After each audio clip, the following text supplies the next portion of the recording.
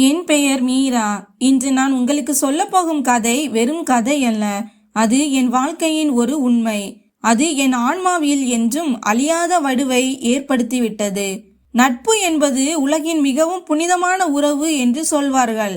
ஆனால் ஒரு நண்பரே அந்த உறவின் எல்லையை தாண்டினால் என்னவாகும்? என் கதை என் சிறுவயது தோழி சினேகாவிலிருந்து தொடங்குகிறது. நாங்கள் இருவரும் பள்ளியில் ஒன்றாக படித்தோம். கல்லூரியிலும் ஒன்றாகவே இருந்தோம். ஆனால் எங்கள் இருவருடைய விதியும் வெவ்வேறாக இருந்தது. சினேகா எப்போதும் அதிர்ஷ்டசாலி.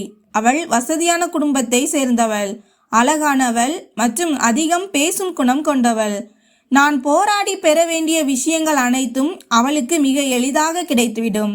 27 வயதில் சினேகாவுக்கும் ஆகாஷுக்கும் திருமணம் நடந்தது. ஆகாஷ் நகரின் பிரபலமான கட்டிடக் கலைஞர், வசதி, வெற்றி மற்றும் மிகவும் பக்குவமான மனிதர். என் தோழி அவளுடைய திருமணம் ஒரு தேவதை கதையை போல இருந்தது. ஆனால் நானோ 30 வயதாகியும் இன்னும் திருமணமாகாமல் இருந்தேன். ஒரு சிறிய அரசு பள்ளியில் ஆசிரியையாக இருந்தேன். ஒரு சிறிய பிளாட்டில் தனியாக வாழ்ந்து வந்தேன். என் வாழ்க்கை வீட்டிலிருந்து பள்ளிக்கும் பள்ளியிலிருந்து வீட்டிற்கும் என்று சுருங்கி போயிருந்தது. எனக்கு துணையாக ஒரு வாழ்க்கை துணையோ அல்லது காதலோ இல்லை. என்னுள் ஒரு ஆழமான, எப்போதும் நிரப்ப முடியாத ஒரு வெற்றிடம் மட்டுமே இருந்தது. திருமணத்திற்கு பிறகு சினேகா மும்பை சென்று விட்டாள். நாங்கள் போனில் பேசிக்கொள்வோம். ஆனால் மெல்ல மெல்ல எங்களுக்குள் இடைவெளி வர தொடங்கியது. பிறகு 3 ஆண்டுகளுக்கு பிறகு தீபாவளிக்கு சற்று முன்பாக சினேகாவிடமிருந்து போன் வந்தது. மீரா, இந்த முறை தீபாவளியை நீ எங்களுடன் மும்பையில் தான் கொண்டாட வேண்டும். எந்த காரணமும் சொல்லக்கூடாது. என் கணவர் ஆகாஷும் நீ வர வேண்டும் என்று விரும்புகிறார் என்றாள். என்னால் மறுக்க முடியவில்லை. ஒருவேளை எனக்கும் தனியாக இருப்பதிலிருந்து சில நாட்கள் விடுதலை தேவைப்பட்டிருக்கலாம். நான் மும்பை சென்றடைந்தேன். அவர்களுடைய ஆடம்பரமான வீட்டின் முன்னால் நின்றபோது என் கண்கள் வியப்பில் விரிந்தன. அது வீடல்ல, ஒரு அரண்மனை.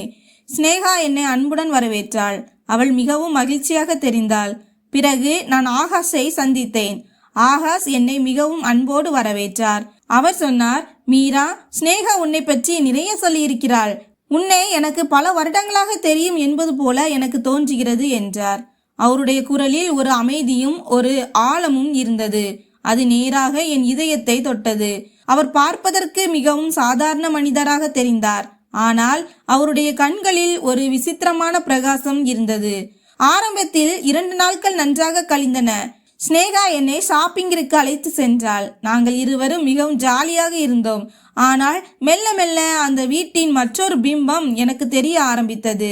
சினேகா மிகவும் பிஸியாக இருந்தாள். அவளுக்கு பார்ட்டிகள், வெளியே சுற்றுவது மற்றும் நண்பர்களுடன் நேரத்தை செலவிடுவது என்றால் மிகவும் பிடிக்கும். அவளுடைய போன் எப்போதும் ஒலித்து கொண்டே இருக்கும். அவள் வீட்டில் இருந்தாலும் வீட்டில் இல்லாதது போலவே இருந்தாள். ஆனால் ஆகாஷோ வீட்டின் ஏதோ ஒரு மூலையில் தன் புத்தகங்களுடனோ அல்லது லேப்டாப்புடனோ தனியாக அமர்ந்திருப்பார். அவர்கள் இருவருக்கும் இடையே பணம், புகழ், வசதி என எல்லாம் இருந்தது. ஆனால் ஆகாஷிற்கு மிகவும் தேவையான ஒரு விஷயம் மட்டும் அங்கு இல்லை. நேரமும் அன்பும் தான் அது. தீபாவளிக்கு 2 நாட்களுக்கு முன்பு நடந்த விஷயம் இது. சினேகா ஒரு பார்ட்டிக்கு சென்றிருந்தாள். வீட்டில் நானும் ஆகாஷும் மட்டும் தனியாக இருந்தோம்.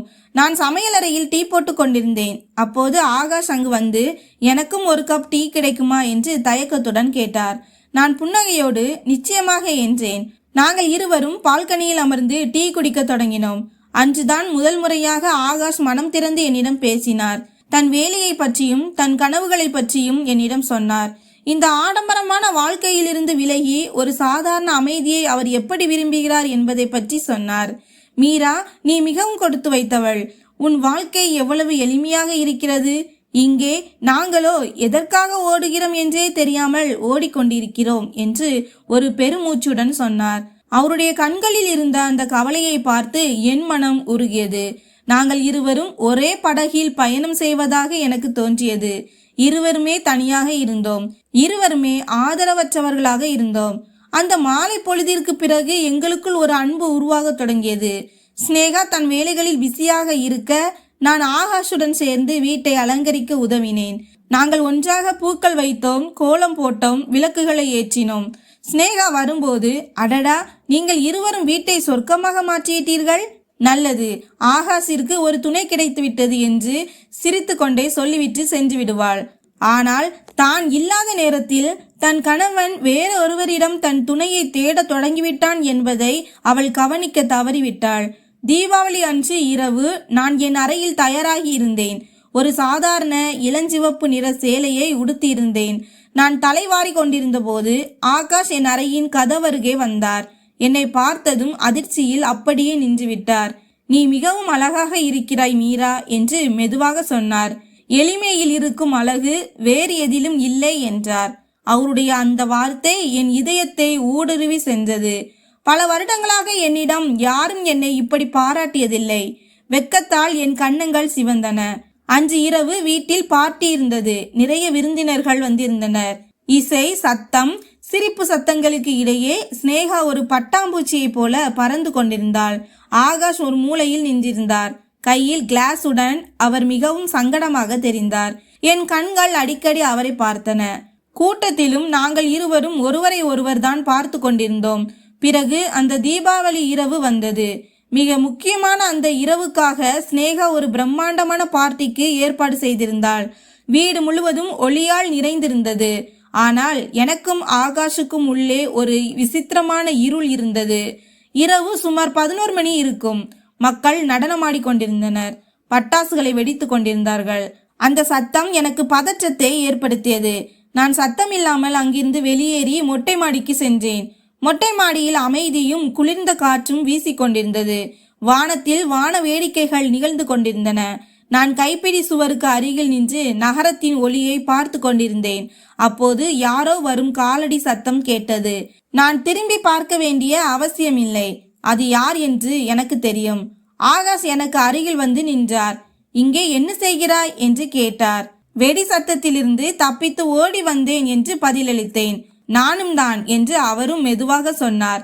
நாங்கள் இருவரும் அமைதியாக நின்றோம். அந்த மௌனம் மிகவும் கனமானதாக இருந்தது. அதே சமயம் மிகுந்த நிம்மதியையும் தந்தது. பிறகு ஆகாஷ் என்னை பார்த்தார். அவருடைய கண்களில் ஒரு மயக்கம் இருந்தது. ஒருவேளை அது அவர் குடித்ததால் இருக்கலாம். ஆகாஷ் சொன்னார், மீரா, நீ என்னை புரிந்து கொள்வதைப் போல ஸ்னேகாவும் என்னை புரிந்து கொண்டிருக்கலாம் என்றார். அவருடைய வார்த்தைகள் தடுமாறின. அவர் எனக்கு அருகில் வந்தார். ஆகாஷ், இது தவறு என்று நான் மெதுவான குரலில் சொன்னேன். எது தவறு? நான் மகிழ்ச்சியாக இருப்பது தவறா என்றார். அவருடைய பேச்சு விசித்திரமாக இருந்தது. நான் அன்பிற்காக ஏங்கிக் கொண்டிருந்த ஒரு பெண். என் முன்னால் இருப்பவர் அவர் என் தோழியின் கணவர் என்பதையும் நான் ஒரு விருந்தினர் என்பதையும் நாங்கள் மறந்துவிட்டோம். ஆகாஷ் என்னை பார்த்தார். நான் அவரிடம் எனக்கு தனியாக இருக்க விருப்பமில்லை ஆகாஷ் என்று சொல்லி நான் அழுது விட்டேன். அவர் என் கையை பிடித்து கொண்டு நான் உன்னுடன் இருக்கிறேன் அல்லவா என்று ஆகாஷ் சொன்னார். நானும் ஆகாஷும் சேர்ந்து அன்று தீபாவளி கொண்டாடினோம். அது ஒரு தவறு, ஒரு பாவம். ஆனால் அந்த நொடியில் அதுதான் உலகின் மிக அழகான உண்மையாக தோன்றியது. அடுத்த நாள் காலை நான் கண் விழித்த போது சூரியன் உதித்திருந்தது. அந்த இரவை நினைத்து எனக்கு என் மீதே வெறுப்பு வந்தது. நான் என்ன செய்து விட்டேன்? என்னை நம்பி தன் வீட்டிற்கு அழைத்த என் தோழியின் முதுகில் குத்திவிட்டேன். நான் நடுக்கத்துடன் விரைவாக எழுந்தேன். எனக்கு அங்கிருந்து தப்பித்து ஓடினால் போதும் என்று இருந்தது. நான் என் பொருட்களை பேக் செய்ய தொடங்கினேன். அப்போது என் அறையின் கதவு திறந்தது. ஸ்னேகா உள்ளே வந்தாள். அவள் கையில் இனிப்பு பெட்டி இருந்தது. அவள் முகத்தில் உலகின் மிகப்பெரிய மகிழ்ச்சி தெரிந்தது. மீரா, எழுந்திட்டியா? பார், இன்று தீபாவளியின் மிகப்பெரிய நற்செய்தி என்று உற்சாகமாக கூறினாள். நான் ஒரு பொம்மையை போல அவளையே பார்த்து கொண்டிருந்தேன். நான் அம்மாவாக போகிறேன் மீரா. நான் இப்போதுதான் பரிசோதித்து பார்த்தேன். ஆகாஷ் அப்பாவாக போகிறார். அவள் மகிழ்ச்சியில் துள்ளி குதித்தாள். அவளுடைய வார்த்தைகள் என் காதுகளில் உருக்கிய ஈயத்தை போல இறங்கின. ஸ்னேகா அம்மாவாக போகிறாளா? அப்படியென்றால் ஆகாஷ் மற்றும் ஸ்னேகாவின் உறவு முடிந்துவிடவில்லை. அது ஒரு தற்காலிகமான காலகட்டம் மட்டுமே. நான் அந்த சூழலை தவறாக பயன்படுத்தி விட்டேன். அப்போது ஆகாஷும் அறைக்குள் வந்தார். அவர் தலைகுனிந்து நின்றார். அவர் என்னை பார்க்கவே இல்லை.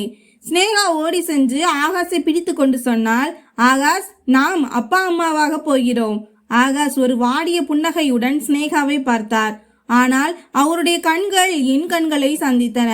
அந்த கண்களில் ஒரு அவமானமும் வருத்தமும் மௌனமான மன்னிப்பும் இருந்தன. என் இடம் எது என்பது எனக்கு புரிந்துவிட்டது. நான் வெறும் ஒரு ஆறுதல் மட்டுமே. இனிமேல் மறக்கப்பட வேண்டிய ஒரு தவறு நான். ஸ்னேகா, நான் கிளம்ப வேண்டும் என்று என் பையை தூக்கி கொண்டு சொன்னேன். என் உடல்நிலை சரியில்லை, நான் வீட்டிற்கு செல்ல வேண்டும் என்றேன். ஏன் இப்படி திடீரென்று கிளம்புகிறாய்? இப்பதானே ஒரு நல்ல செய்தி கிடைத்திருக்கிறது என்று சொல்லி ஸ்னேகா என்னை தடுத்தாள். ஆனால் என்னால் ஒரு நிமிடம் கூட அங்கே நிற்க முடியவில்லை. ஏதோ ஒரு குற்ற உணர்விலிருந்து தப்பிப்பது போல நான் அந்த வீட்டிலிருந்து ஓடி வந்தேன். வழி முழுவதும் ரயிலிலும் பிறகு என் காலியான வீட்டிற்கு வந்தும் நான் அழுது கொண்டே இருந்தேன். அந்த தீபாவளி முடிந்து இன்று 5 ஆண்டுகள் கடந்துவிட்டன. ஸ்னேகாவின் மகனுக்கு இப்போது 4 வயது. நான் முகநூலில் அவர்களின் போட்டோக்களை பார்க்கிறேன். அவர்கள் ஒரு மகிழ்ச்சியான குடும்பமாக இருக்கிறார்கள். ஆகாஷ் ஒரு நல்ல தந்தையாகவும் நல்ல கணவனாகவும் மாறிவிட்டார். ஒருவேளை அந்த ஒரு தவறு அவருக்கு எது முக்கியம் என்பதை உணர்த்தி இருக்கலாம். ஆனால் நான் இன்றும் அங்கேதான் இருக்கிறேன், அதே பள்ளியில், அதே காலியான பிளாட்டில். ஆனால் இப்போது என் தனிமை இன்னும் ஆழமாகிவிட்டது. ஏனென்றால் இப்போது என் வாழ்க்கையில் ஒரு ரகசியமும் கலந்திருக்கிறது. என்னை உள்ளுக்குள் அரித்து கொண்டிருக்கும் ஒரு ரகசியம். அந்த நாள் அழகானதா அல்லது 2 மனிதர்களின் ஆறுதலா என்று நான் அடிக்கடி யோசிப்பேன். பதில் எதுவாக இருந்தாலும் தண்டனை எனக்கு மட்டும்தான் கிடைத்தது. நான் என் தோழியை இழந்து விட்டேன், என் சுயமரியாதையை இழந்தேன். எப்போதும் ஒரு குற்ற உணர்வின் சுமையை என் இதயத்தில் சுமக்க வேண்டியதாயிற்று. கதையின் நீதி, மீரா சொன்னது போல மற்றவர்களின் வாழ்க்கையை சிதைத்து நாம் தேடும் மகிழ்ச்சி நிலைப்பதில்லை. அது வாழ்நாள் முழுவதும் மாறாத வடுவை மட்டுமே பரிசாக தரும். கதையின் முடிவுரை: மீரா செய்த தவறு அவளை இன்றும் குற்ற உணர்வில் வாட்டுகிறது. ஆகாஷ் தன் வாழ்க்கையை சீரமைத்து கொண்டாலும் மீரா இன்றும் தனியாக அந்த ரகசியத்தை சுமந்து கொண்டு நிற்கிறாள். நண்பர்களே, சில நேரங்களில் நாம் ஆசைகளில் அடித்து செல்லப்பட்டு நம் வாழ்க்கையையே மாற்றிவிடும் சில முடிவுகளை எடுத்து விடுகிறோம். ஆனால் நினைவில் கொள்ளுங்கள், மற்றொருவரின் மாளிகையின் அஸ்திவாரத்தை ஆட்டி படைத்து நாம் ஒருபோதும் நம் வீட்டை கட்ட முடியாது. இந்த கதை முற்றிலும் கற்பனையானது, சமூக விழிப்புணர்வை ஏற்படுத்துவது மட்டுமே. இந்த கதை பிடித்திருந்தால் வீடியோவை லைக் செய்யவும், சேனலை சப்ஸ்கிரைப் செய்து கொள்ளவும். நன்றி.